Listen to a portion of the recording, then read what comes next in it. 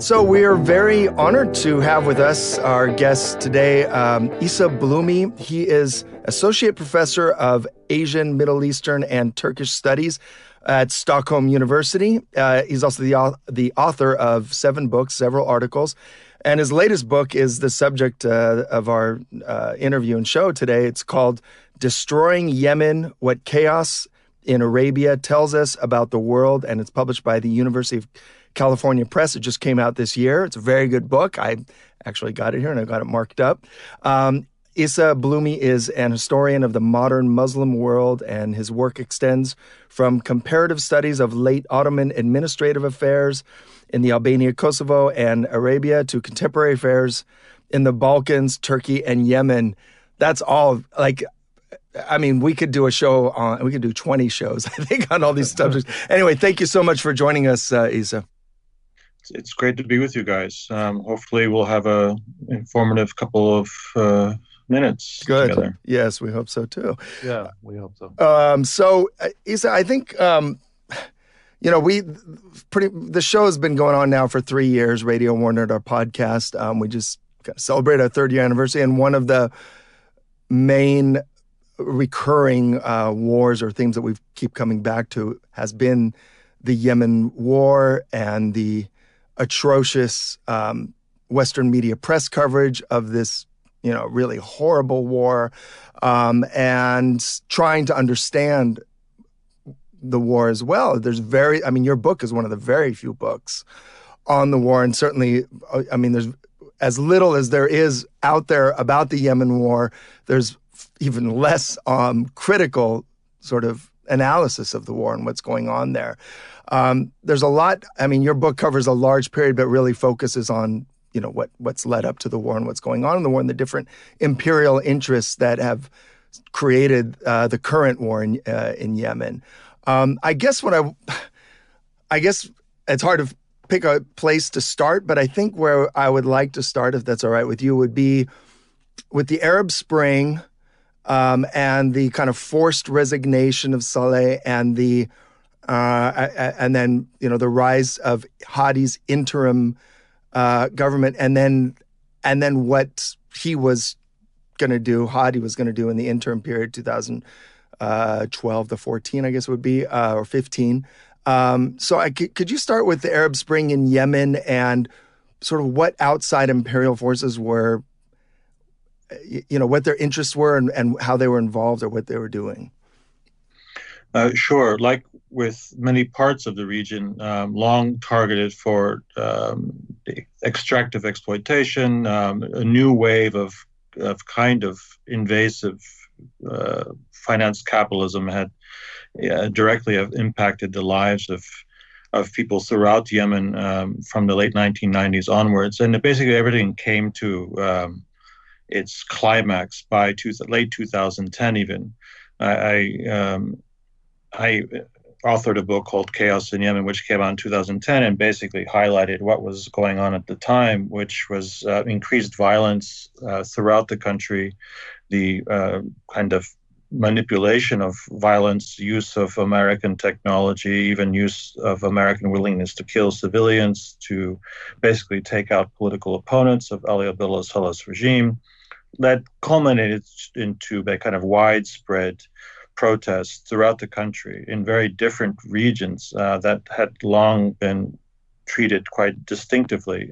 The country had just gone through 4 wars in the northwest, in areas that today are generally associated in Western media with the Houthis, so-called Houthis, but it's a much broader coalition of targets that Ali Abdullah Saleh's regime and global capitalism, what we would call globalization in many different forms, basically pushed people to the extreme of couldn't take it anymore, and so they took to the streets, more or less predating the events that took place elsewhere.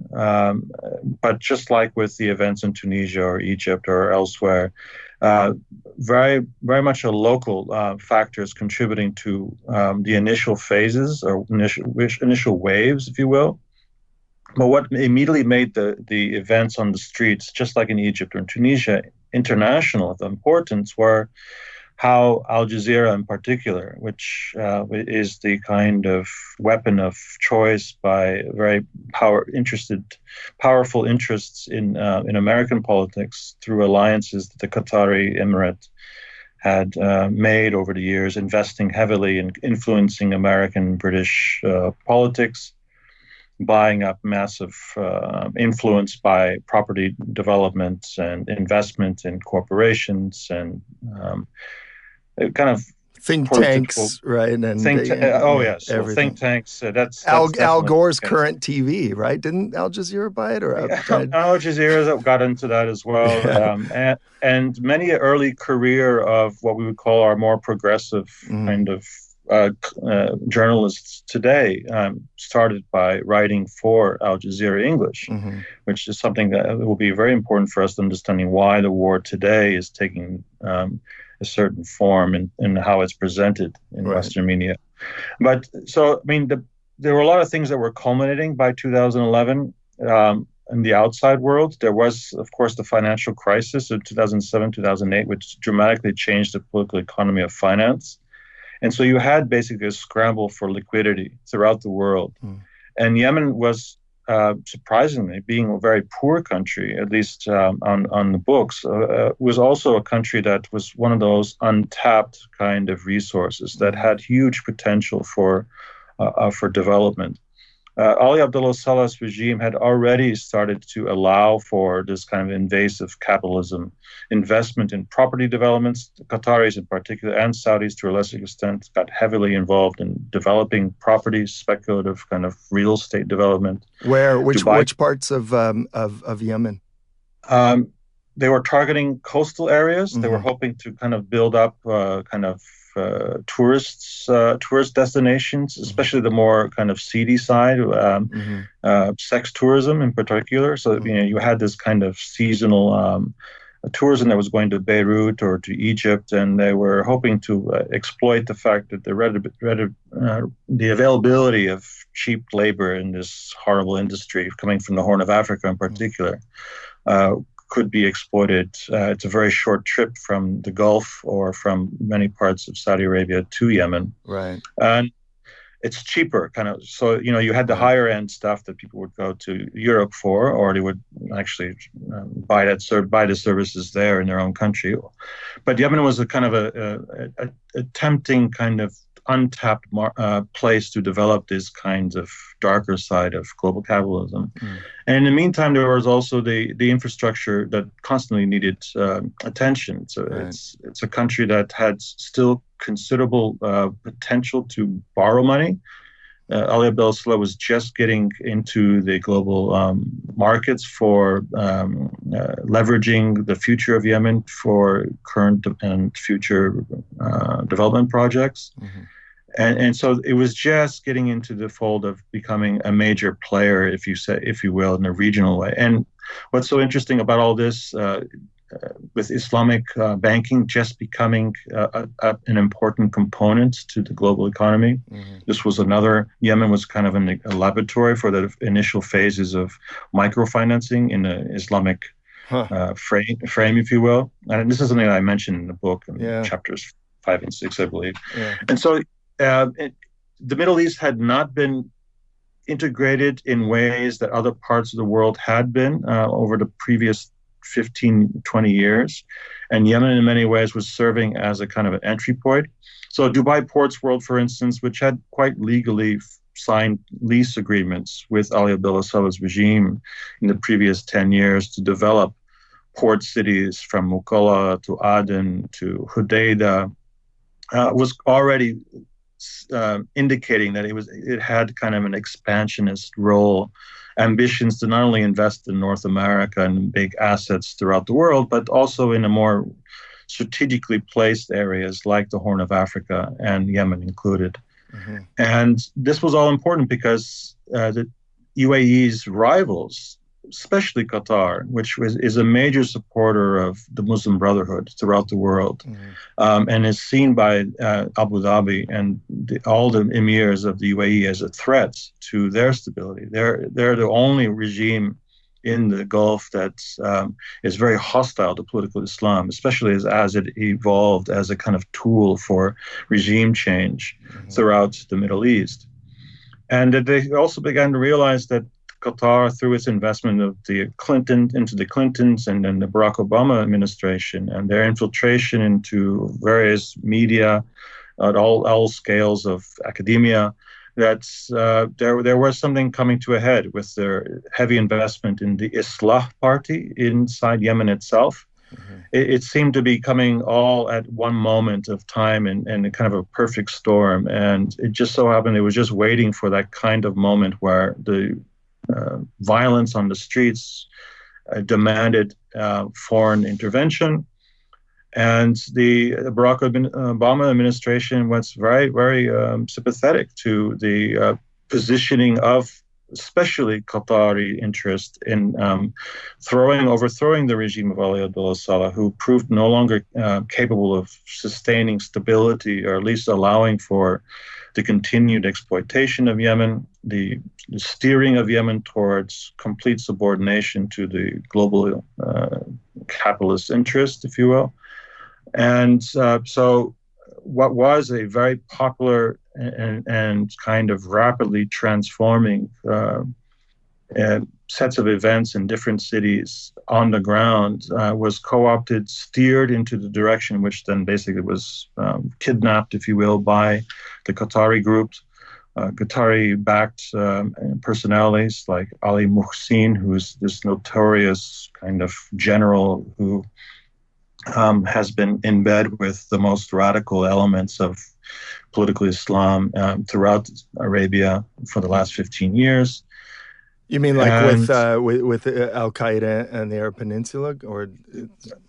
Yes, I mean, these categories that we use in the West is not the most accurate ways for us to figure out who are the big players on the ground in Yemen, because I mean, the loyalties are gravitating around individuals who can bring with them, say, 1,000 men or 500 armed men.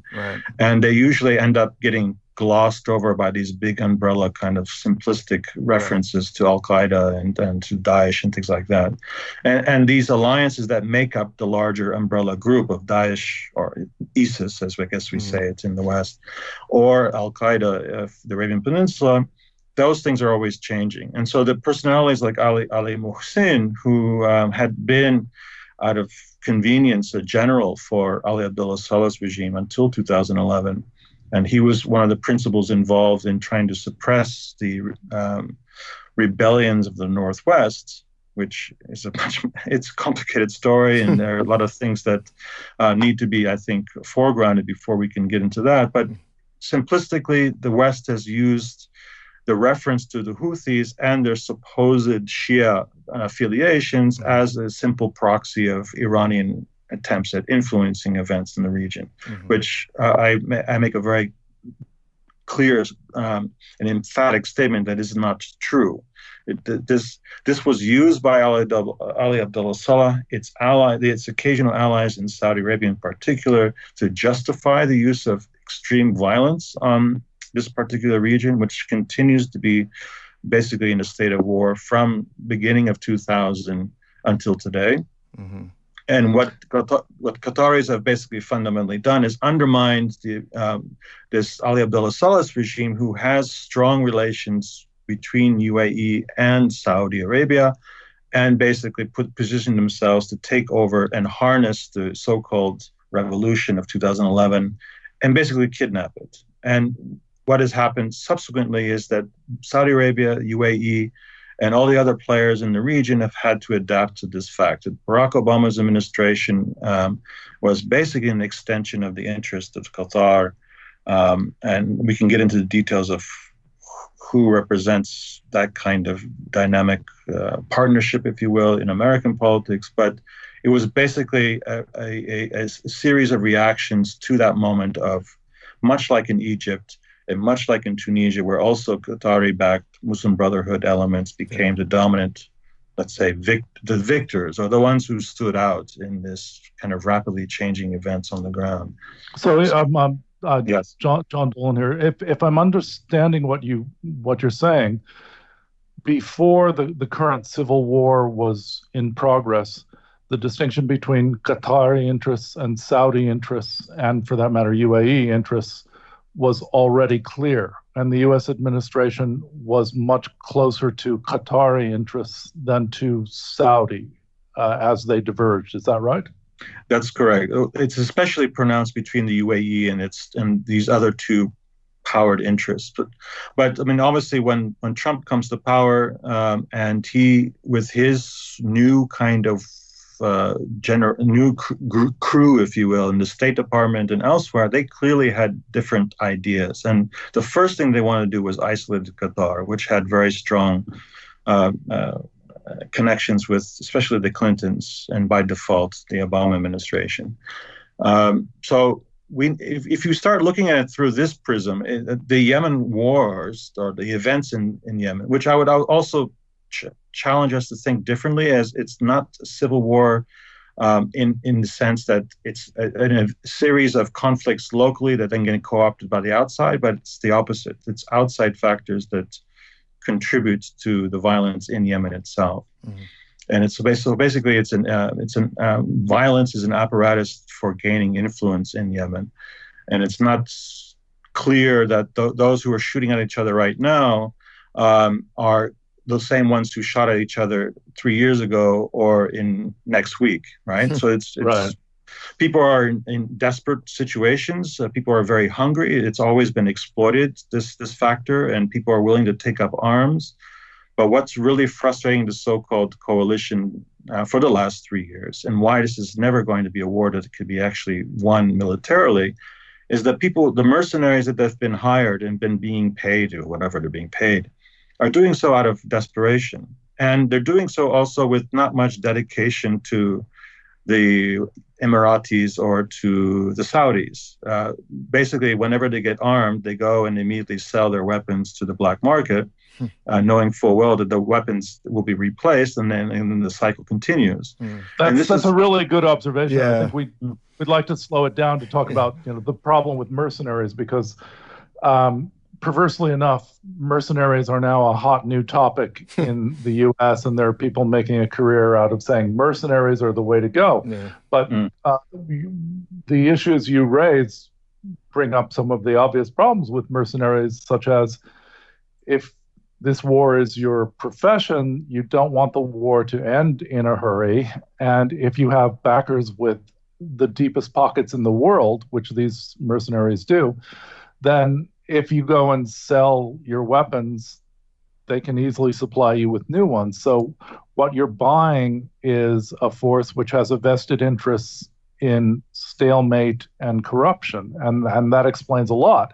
For example, 3 months ago, I was tracking this pretty carefully. 3 months ago, Hodeidah was about to fall.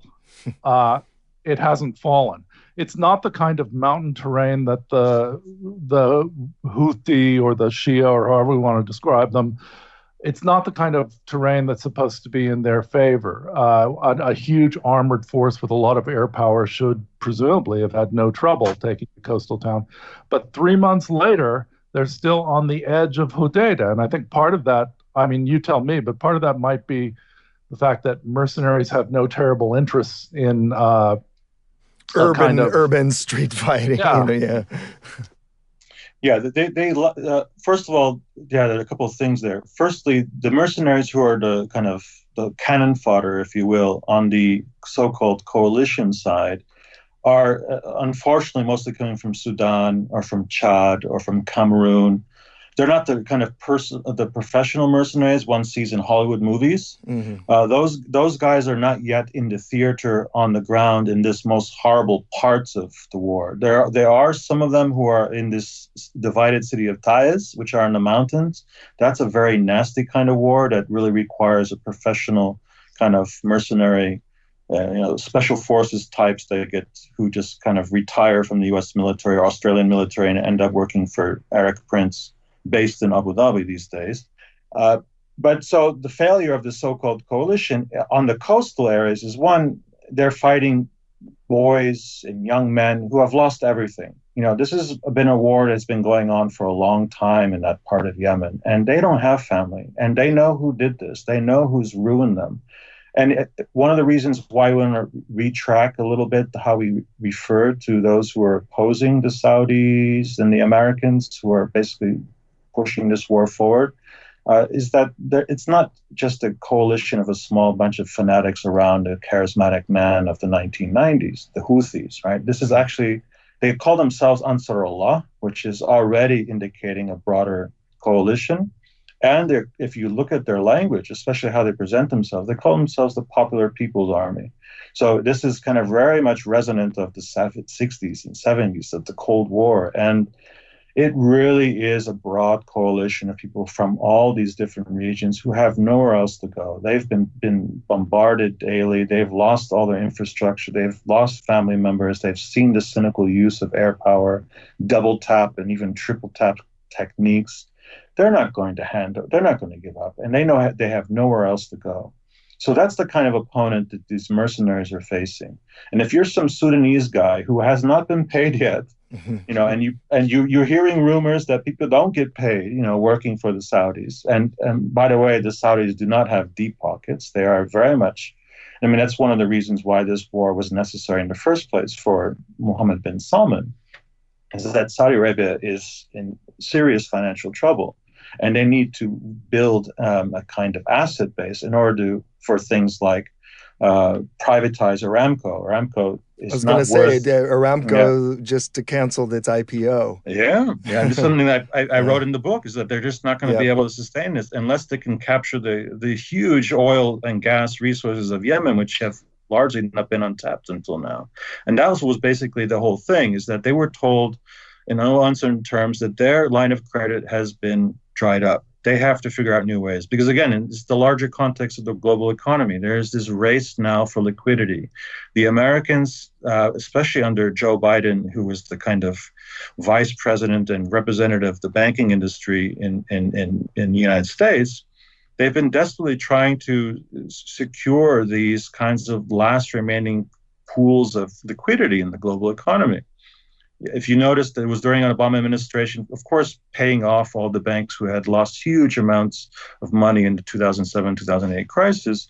So where are they going to get the liquidity? They started closing down accounts in Switzerland, right? They started going after overseas accounts of Americans and more importantly, pushing third world kind of corners of development.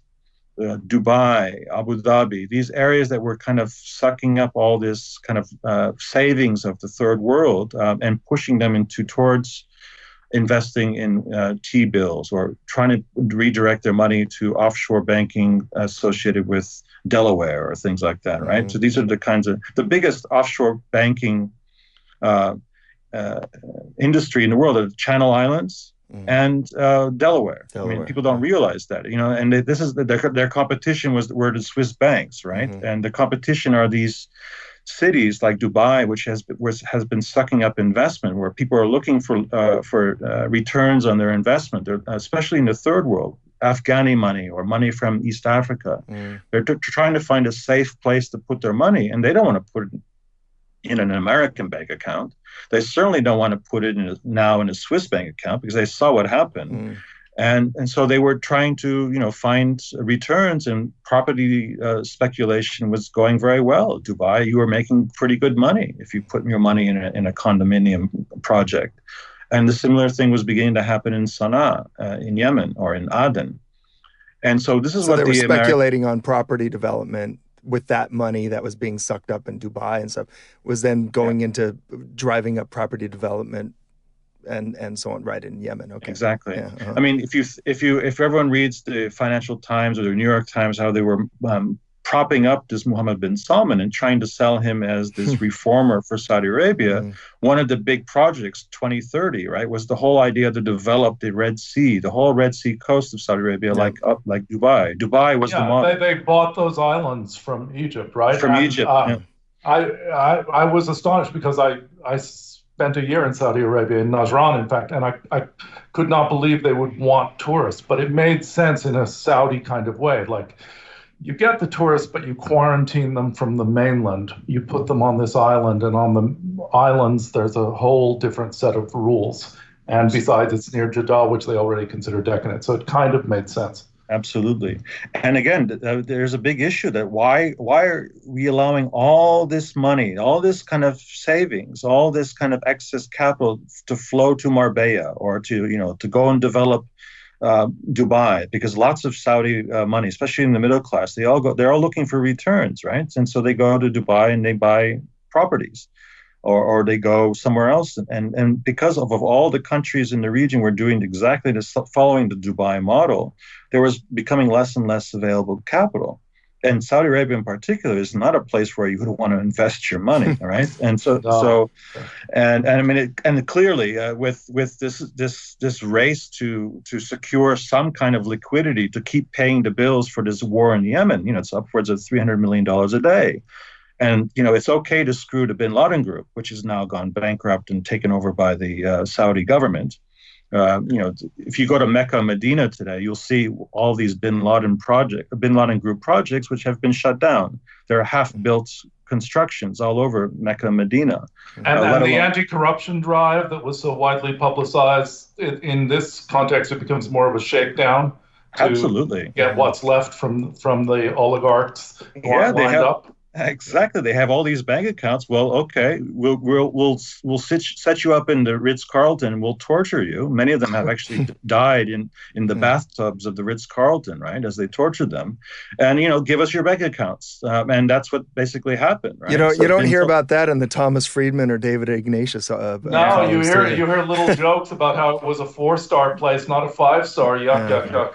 Yeah, I mean, this is just, and again, it's so unconscionable because these guys who joke, of course, and then the result is that in Yemen, you have millions of people starving, on the throes of starvation, and it's part of this larger game, and it starts much earlier than, the actual bombardment in March 2015. Right. And Yemenis are the most sophisticated, the bravest, the most dynamic peoples of the entire Arabian Peninsula, and that's been the case for millennia. And that's one of the things that had always been a concern. I mean, Saudi Arabia occupies large parts of Yemen, northwest Yemen, the Asir region. I mean, if you were in Najran, you know very well the politics. Oh yeah. Yeah, and that's one of the reasons that I knew early on that this Iran stuff was just manufactured BS, because people in Najran, I mean, they're cautious because this is a competent regime, at least at internal security. And there was an actual rebellion in Najran about a decade ago that was completely hushed up and that nobody heard about. But everyone there will say, they knocked on the door and that was the last time I saw my cousin. But they never talk about Iran. Iran just didn't figure in the story. What they do say, and when I checked this out, I was kind of surprised to find it's not just urban legend, it's true. Saudi Arabia officially rented Najran province at gunpoint in the 1930s and was officially supposed to give it back. But by the time they were supposed to give it back to Yemen, they were in tight with the US and UK, and the disparity in power between Saudi Arabia and Yemen was so great that they just said no. That's right. It's both, especially highlighted in my first book, Chaos in Yemen, because I was trying to account for what was happening in the 2000s in that area, that borders between Yemen and Saudi Arabia, but even a little bit mentioned in this book. And it's basically in year 2000, because there was this ongoing agreements every 30 years. They would renegotiate this lease. It was all basically a lease agreement, right? And the peoples who lived on both sides of the border were allowed to travel back and forth. And in year 2000, the Americans, with their, ironically enough, advising countries to start sealing their borders, while Europe was kind of breaking down barriers, the Americans and the British were making huge amounts of money militarizing the borders of other countries. And you see the same thing in the UAE. They've built a huge militarized fence between UAE and Oman, which is kind of, it's devastating for the local communities because, again, it makes travel back and forth to see families, to take your animals to graze wherever there's water, to basically upset entirely local economies. And that's how people reacted to that in this area between Saudi Arabia and Yemen. And they formally came to an agreement in 2000. They delineated the border finally, which included this very contested empty areas where all the oil and gas of Hadramaut is. And two, basically, they both came to this kind of secret agreement that once we start to develop these resources, whenever there is the time and the need for it, that they would share some of these resources. The problem is for the Saudis is that their time has come up. They just basically need money. And one of the austerity programs that the IMF imposes on many countries, including Yemen, that's one of the reasons why they had an explosion in 2011, and again in 2014, when ultimately the people rose up once again and overthrew this Hadi interim government.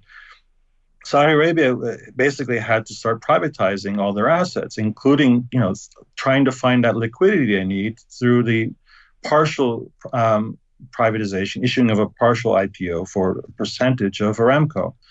And the problem for Aramco, as anyone in industry who knows what they're talking about, and that means you have to go to Zurich and find these brokers. You're the ones who are, basically arranging for the tankers to pick up oil and then sell it somewhere else. Right. They tell you that the eastern wells of Saudi Arabia are drying up, and they don't have the oil anymore. And to keep up with their daily production, they're basically buying oil offshore and then reflagging it as Saudi oil in order to just maintain this kind of market impression that they're market makers, where in fact everybody in the industry knows that they still have some line of credit, but it's drying up. And it really started to dry up with the Trump administration. Trump and the people around him are far more clever than we give them credit for in this regard.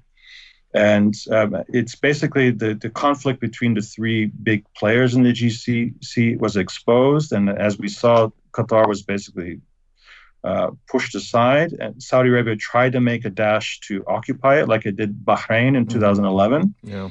And basically Turkey and Iran and other players basically said, that's not going to happen. Right? I read that Tillerson also told them no.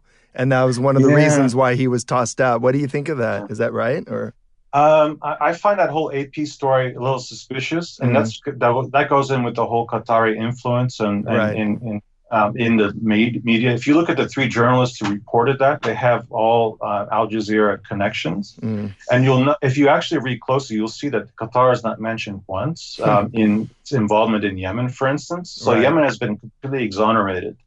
And, and it's also basically a hit piece on UAE, especially UAE. And you'll note that a lot of stories have been popping up about UAE's investment in torture, prisons, and things like that. And again, suspiciously, the ones who are really the ones who started this horrible, chain reaction that led to now 3.5 years of war on Yemen has been basically excised from the story altogether. Yeah, I wanted to. I want to get into this a little later, but now that you brought it up, let's talk about it, because I think this is one of the many great insights you have, which is that Qatar was one of the instigators of this horrible war. The worst humanitarian crisis in the world today, the worst cholera crisis, and famine.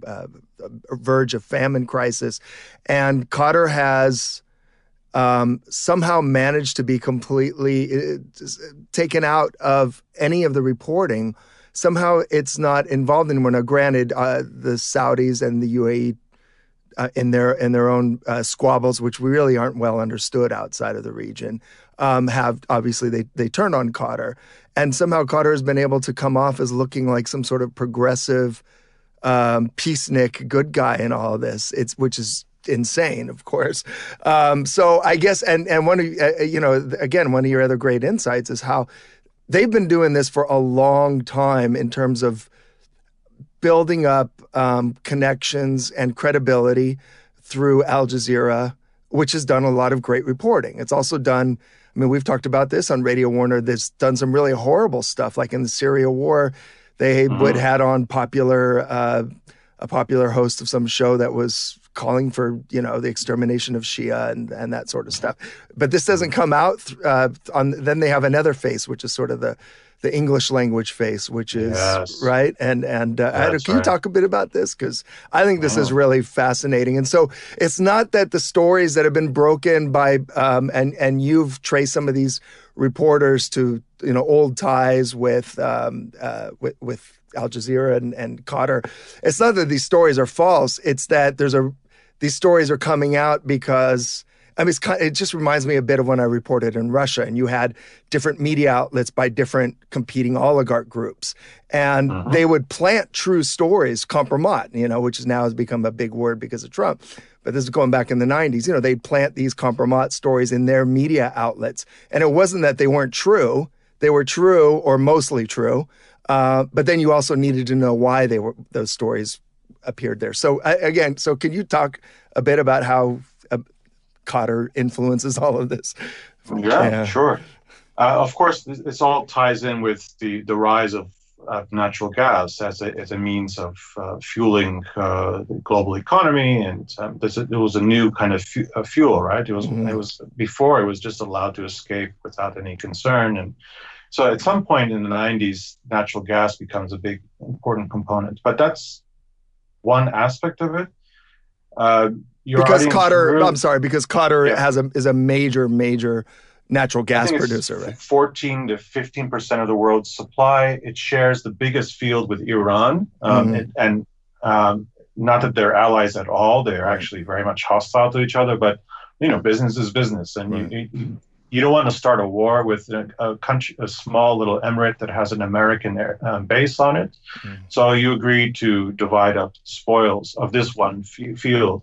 And that's exactly what the Saudis, they misunderstood what was, the dynamics of the time. They thought they were going to solve all their finance problems by just basically taking over a little island of 300,000 citizens.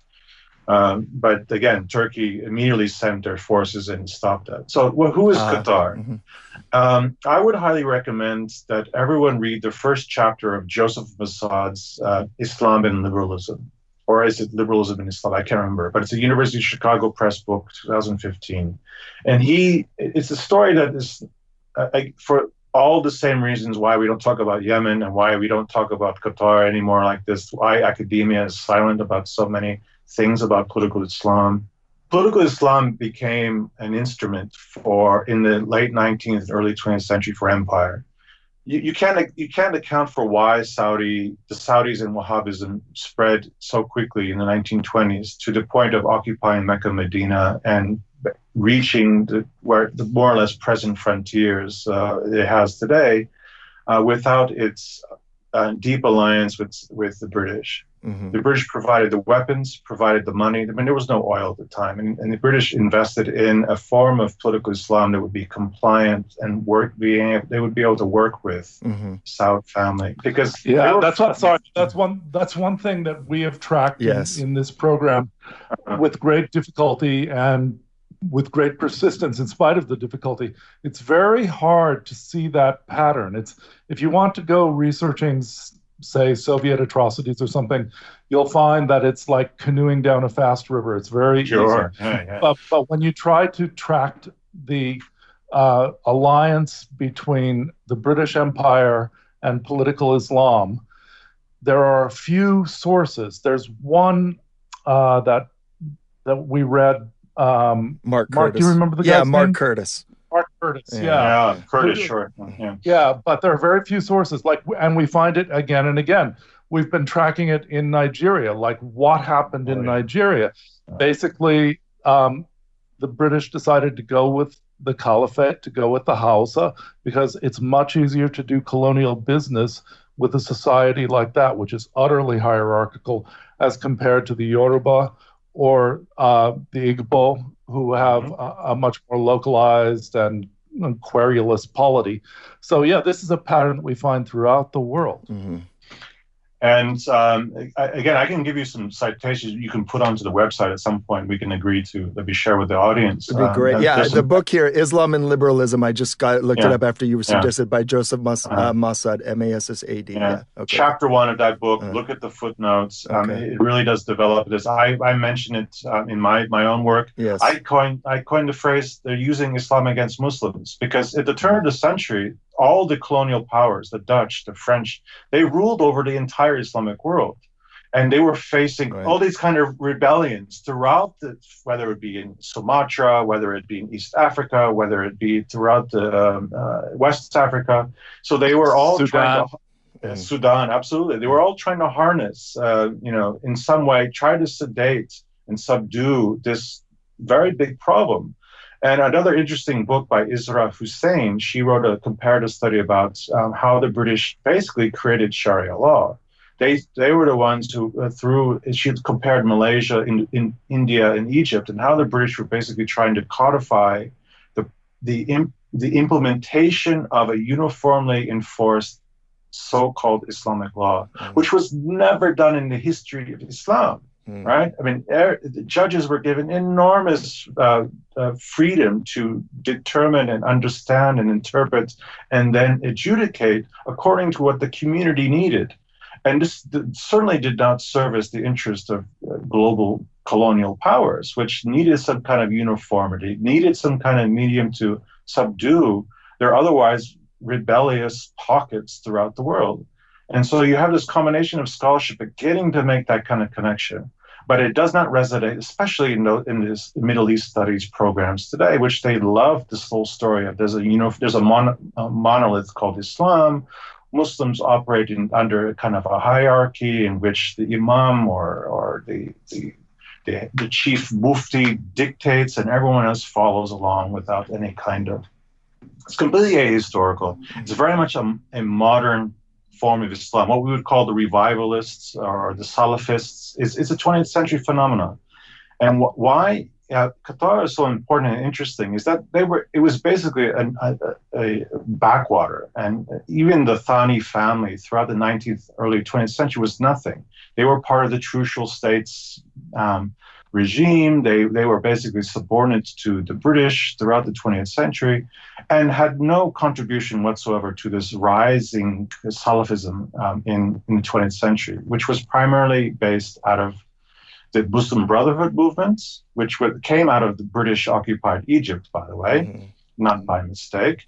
When Rashid Rida is disseminating through the Monarch newspaper, he's able to freely distribute this very compliant kind of notion of how Islam embraces capitalism. There's no direct fundamental conflict with, making money even through a certain use of finance, and being cooperative with colonial intermediaries. One figure that I admit I'm just belatedly discovering in this struggle is Nasser himself, and I should have known more about this before, because Nasser was involved in an implacable struggle with the Brotherhood. And it's because he resented above all this, none of the emblematic issues. I mean, he laughed at everybody having to wear the hijab and all that. Yeah. But what he really got mad about is, you're blocking my land reform program. You want the Falahin to be Falahin until the end of time. Absolutely. And the hell with that.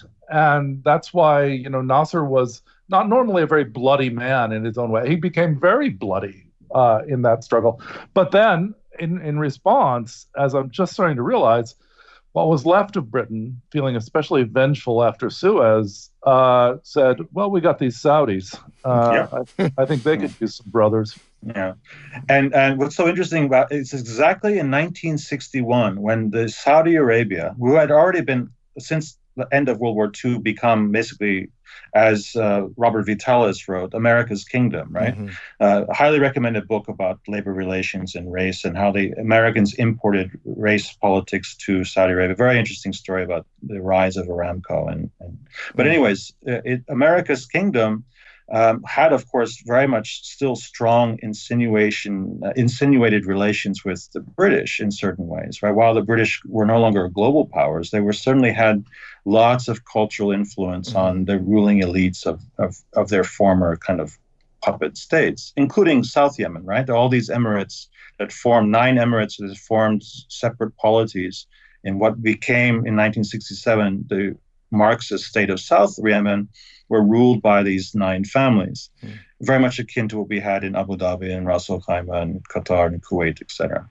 So in 1961, Saudi Arabia opens a university to train the world's imams, no longer to go to Al-Azhar, because Al-Azhar had become now embedded with the Egyptian radical kind of transformative anti-British Yeah, Nasser was using Al-Azhar against Yes. the Brotherhood. Yeah. So then suddenly the Saudis become the kind of, the new place where we're going to train the future generation of imams who are going to go around the world and proselytizing that in a way that you're going to be compliant to Riyadh, that we're going to be issuing decrees now from Riyadh, fatwas, which then the world's Muslims are supposedly to basically embrace as the kind of guidelines to adjudicating Islamic law or ruling over our communities or managing our communities.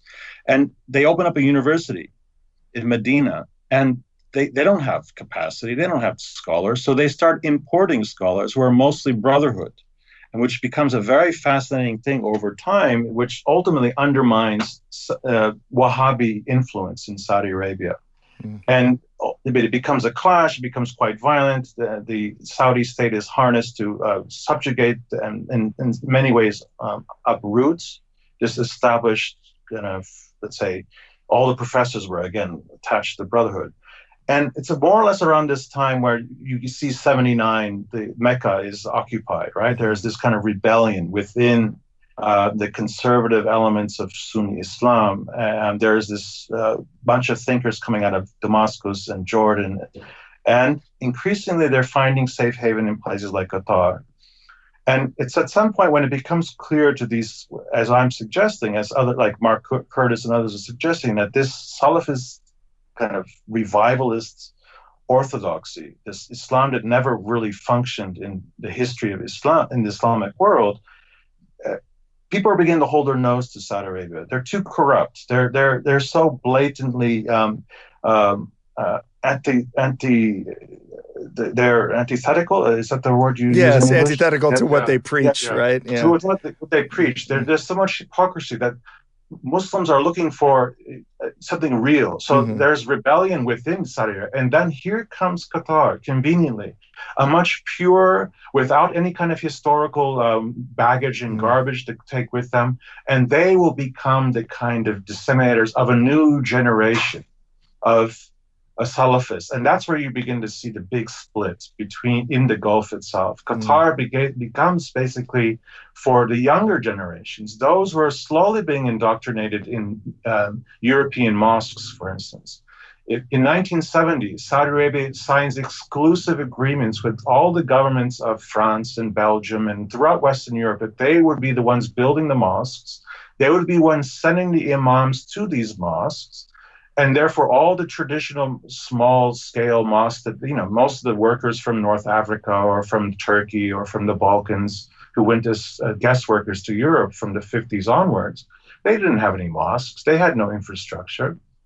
And they were practicing what the Salafists called traditional Islam, which is Sufism and reverence to the Ahl Bayt, the family of the Prophet, right? Which is exactly what the Wahhabis and the Saudis despise, because one, they have no link to Islamic heritage. They're just a bunch of Bedou from some oasis in Eastern Arabia. They have no links to the longer history of Islam. And they've been systematically destroying all references, often through this so-called campaign against Shia, just all references to traditional Islam, whether they are in Syria. The first thing they do whenever their hacks enter into a town in Syria is blow up the mosques and blow up the libraries. Some of the first things they were destroying when they were bombing Yemen were the manuscript collections in all these cities. I mean, these are 1,500 years of manuscripts stored in these mosques and libraries and all incinerated. They're basically rewriting and basically clean, with a clean slate. This is what they've been trying to do throughout the 20th century. We're moving back to the 7th century. We're going to completely cut out the 1,500 years of heritage and of history. We're starting anew with a very modern, austere form of Orthodox Islam. And so Qatar replaces Saudi Arabia, especially for a younger generation of kids who have grown up now in Europe or in North America under these imams trained in this Medina school, who are all trained by Muslim Brotherhood types already. And so this is where we begin to see the importance of the links between liquefied natural gas as a kind of way to actually fuel the future development throughout the world, new source of speculative finance, as well as the social engineering tool of political Islam of the 20th century. And Qatar becomes an important component of that. And the way that, especially Al Jazeera English, starts to, in a very subtle and sometimes quite dramatic way, gain the confidence, if you will, of an audience who has been denied now since the end of the Cold War, legitimate voices of alternative, right, to empire. And so the Al Jazeera English was providing a very interesting set of voices, if you will, who were, for once in English, speaking truth to power, right? Whether it be against Zionism, whether it be against other kinds of overt forms of capitalist imperialism. And so within a generation, our generation, we've all become now, we all associated Al Jazeera English with our alternative media. In the meantime, Arabic Al Jazeera is the most orthodox, most let's say puritanical, nasty, vicious, racist, sectarian. I mean, it's completely opposite of what you would see in Al Jazeera English. And so you have a whole generation who now have access to satellite TV throughout the Middle East and even in diasporas and in Europe and the United States listening to this stuff. And I'm dealing with students now in Europe who have grown up on Al Jazeera Arabic. And the stuff that they're regurgitating, they're brainwashed. It's amazing. We never hear this, John. Do you ever hear? We never hear this. No, you occasionally get a complaint about this because there are a few Arabic-speaking journalists, usually from the region, often from a minority sect, and therefore very scared, who try to tell people this, but it just doesn't get through. It's too fine a point. I mean, just think about the big Arabic language newspapers that are published in the West. They're all owned by Qatar or Saudi Arabia, right? Even the big satellite channels, NBC or whatever it is that you have, they're either owned by these two states. And they all have very good commercial relations. They all have their licenses that are issued by the various countries in the West. And so it's basically, as you've noted, that you don't hear about it. And if you're a journalist and you want a job in the Arab world, you're going to have to apply for a job through these now. They have a monopoly. They have control of 85 or 90% of all content produced in the Middle East in Arabic. One question I'd like to ask you is that in Saudi, the English language medium is Arab news, and it's kind of a joke. It's a really old-style regime newspaper that doesn't pretend to be anything else. Why didn't the Saudis, although maybe their cash flow problems explain this, why didn't they try to compete with Al Jazeera? Well, they did a little bit later in the Arabic, right, and Al Arabiya, but they do take the position, but again, they don't have credibility, especially amongst the socially conservative. I think Erdogan's rise in Turkey is another example of this. He's very closely connected with the Brotherhood, and just think about how the rise of political Islam in Turkey corresponds with the rise of Qatar as becoming the alternative. It's largely because Saudi Arabia no longer had credibility, and that resonates really. This is such a great point. Yeah, go ahead, John. Yeah, what I remember most strongly about my Muslim colleagues in Najran was just coming to work in a fury and saying, out of nowhere, "This is not Islam." And think about who was rising up and really representing the gut feeling of hatred towards Zionism and towards Western capitalism and imperialism in general. Hezbollah, 1982, they rose up, and it was not about Shia. They represented the entirety of the poor in the Middle East. In 2006, they were the movement. 2006 was basically make or break moment for the West. They said, we have to destroy this movement because they just defeated Israel. They just forced Israel, to, with their tails between their legs, to go back across the border.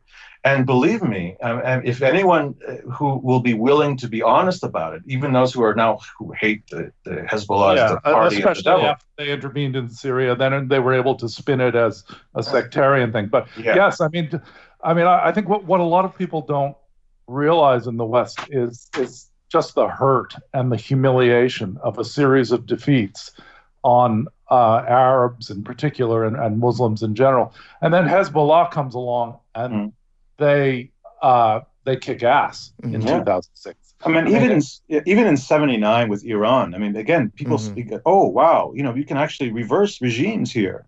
And, they actually resonate. And there was a kind of cross so-called sectarian lines. There was this big embrace. And of course, the Iran-Iraq war tried to reverse that, right? Well, it was one of the first things that the Gulf states did in investing in Saddam Hussein was to try to very quickly reverse that, take the oil wealth away from the Islamic Republic of Iran, because that's mostly in the Arabic-speaking populated areas where the oil is found, at least the petroleum in Iran.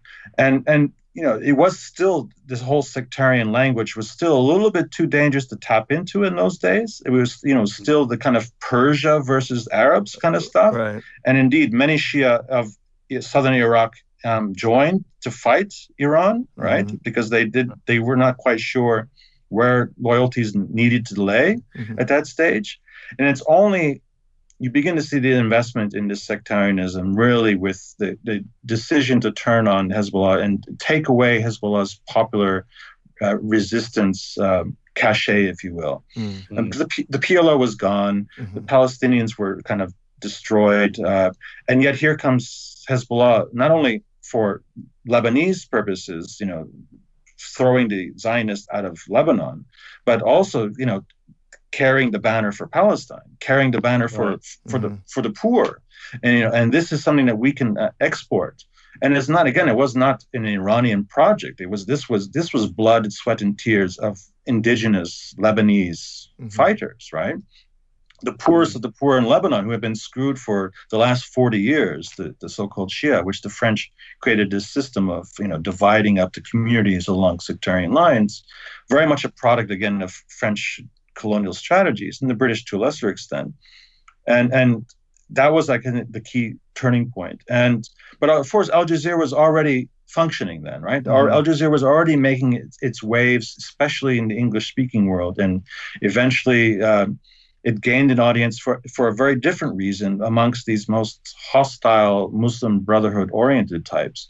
And this is more or less corresponds with the rise of what becomes AKP in it's the Gulenist. It's another form of political Islam in Turkey that undermines the nationalist, secularist of traditional politics in Turkey. And what it did, it also undermined the potential for violence in Turkey, right? Because hardworking Turks, who large numbers of them had family members in Germany and elsewhere, they were decent, hardworking people who were being treated like crap by the industrial elite of Turkey. And the only way to avoid what was coming down, what you could see in the horizon, was to somehow harness their sensibilities, if you will. Yeah, that's an interesting parallel that we've talked about before. That you can feel with Erdogan that he's harnessing a long-felt inland resentment, and in that way, it seems like one of the few states where you can, with a lot of footnotes and qualifiers, make a kind of rough parallel to the United States. There's a resentment there that the elite never understood, and it's now coming out, and they still don't understand it. Right. I mean, I don't know how coherent we could ever have in terms of a unified resistance in the United States. There's nothing that actually conjoins the disparate group. I mean, it's becoming even more fragmented, it seems, the kind of cultural politics, identity politics that's being spewed out in various media. So in Turkey, they didn't have that mechanism. So it's again a make or break. You can either go the direction of Iran and have a real revolution, or you can kind of have someone who, with the Brotherhood, embraces capitalism and encourages property ownership, and be compliant, and we'll represent your interests. We'll build mosques. We'll make everyone feel like there's progress, because we'll build bridges and tunnels, and you'll be able to have enough money to go on vacation for the first time in your lives, right? I mean, these are very important things for people who don't have that. Sure. And that's all crashing now, of course, because one, it was very much based on borrowing money left and right. And the Erdogan people around him especially are very corrupt. The family itself is very corrupt. And we got invested in trying to destroy Syria, right, which was a very nasty kind of turn of events for the region. And now who knows where that this is all going? I mean, are they playing the Russians? Are they playing the Iranians? I mean, the economy's in a free fall right now in Turkey. Mm-hmm. But at the same time, basically Qatar and Turkey are tied to the hip at this stage in regional political terms.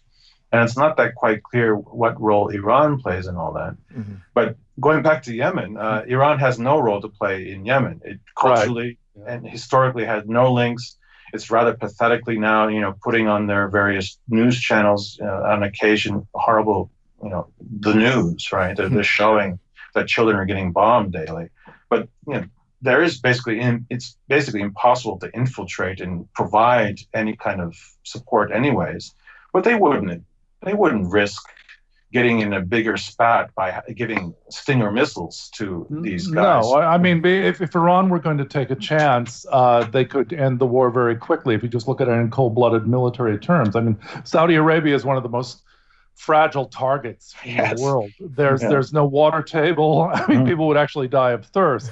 If you borrow, say, some of the newer Iranian missiles and you bomb the oil refineries on the Persian Gulf Coast of Saudi Arabia, you bombed the desalination plants, the country would be on its knees. But then, there's no tradition. There's no tradition of Iranian involvement in Yemen. Iran and Syria, yes. Iran and Lebanon, yes. Iran and Iraq, that's a really complicated deal.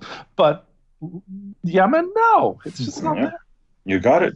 And again, even if you want to look at the doctrinal level, at the legal level, Zaydis are much more Shafi in terms of how they interpret the law. And again, it's just nonsense. And for me, it's rather sad that those people who have positioned their careers to become experts on Yemen kind of just completely exploit this and just play this line altogether. And it really does. It's so important for us to invest a little bit in trying to take words out of our audience's mouths, because we just end up regurgitating New York Times phrases. So it's Iranian backed, or it's the Houthis, or it's a war between Saudi Arabia and Iran, or proxy wars, and these are things that are just inaccuracies. They're decontextualizing this war, and that was the whole point of my book, is to show that Yemen has been in the crosshairs of global capitalism and empire building and resisting amazingly throughout the 20th century. And we've kept you for an hour, and we should let you tell people the name of your book again so they go out there and buy it, because you've done an amazing interview, and thanks very much for it. And now let's hear about your book again. Oh, it's just a book entitled Destroying Yemen, What Chaos in Arabia Tells Us About the World. And really, the war in Yemen tells us so much about how the world functions.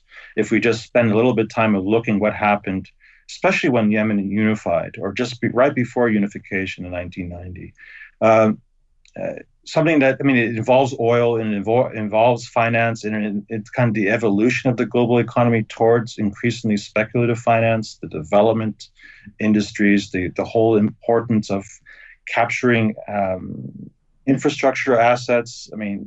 There are all kinds of things that happen in chapters 5 and 6 that can be read in isolation.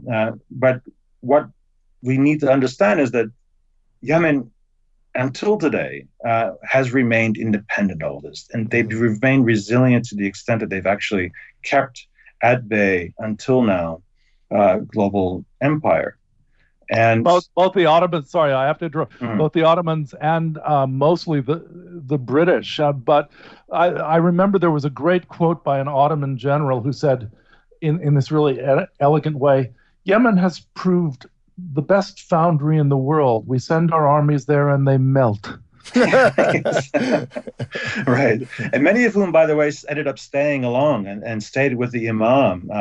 The Imamate of North Yemen, which more or less were operating independent since 1911 when they signed a peace treaty with the Ottomans, and then survived the transition from the end of the empire to temporary occupation of the same Hudaydah coastline that we were talking about a little bit earlier.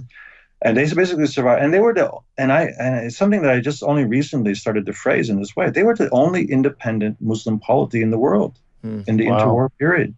Everyone else was under occupation, or were basically puppets of global imperialists.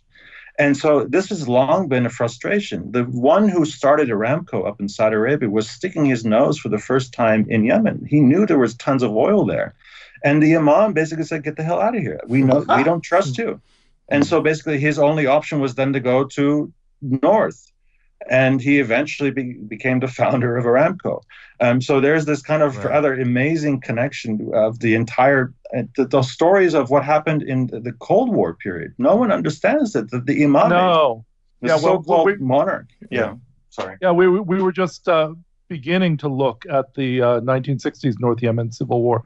And one of the most striking facts is that it's not sectarian in the way that everyone would expect now. It's not like North Yemen, the Shia versus South Yemen, the Sunni.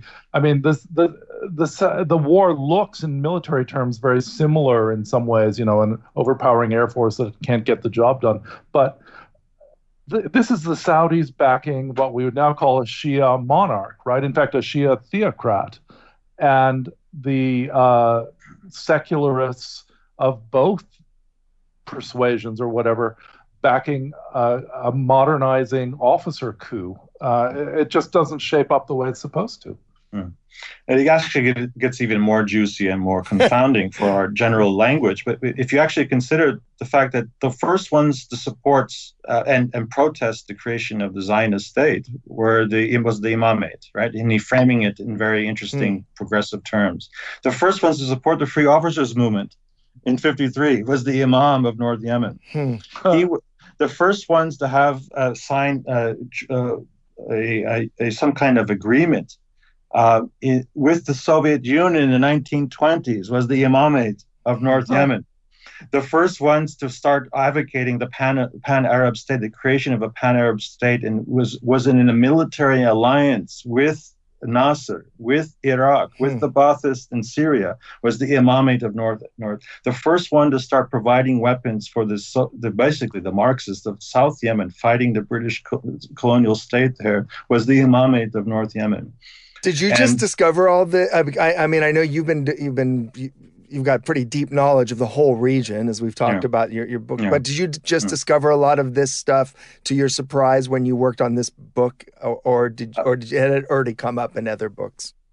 I got an inkling. I had an inkling, but it really comes out when you start looking at the American and British archives of this period. There's very interesting gaps in American reporting in the archives. There have been a lot of documents been taken out in the last some 10, 15 years. You can actually see which regime, so whether it be Bush or whether it be Clinton or the Obama administration, taking out files. They go back to the 50s. They're taking files out in the 1950s. Wow. And and you really have to go through some hoops to get access to this stuff. I just didn't have time to do it because I thought the book was more important to publish than just fight for the next 2 years to get access to this stuff. But pairing, I have all kinds of tricks how to find those same documents in other files. I'm not going to share that because then the archivist will shut it down. But basically, you begin to see that. Keep a long story short. The Americans are being played, and they're basically North Yemen has leverage. They have Maoist China, they have the Soviets, they have Yugoslavia. The Swedes are even there, who are very progressive in their 50s and until 1961. And the Imamates and Nasser were very, very much allied until 1961.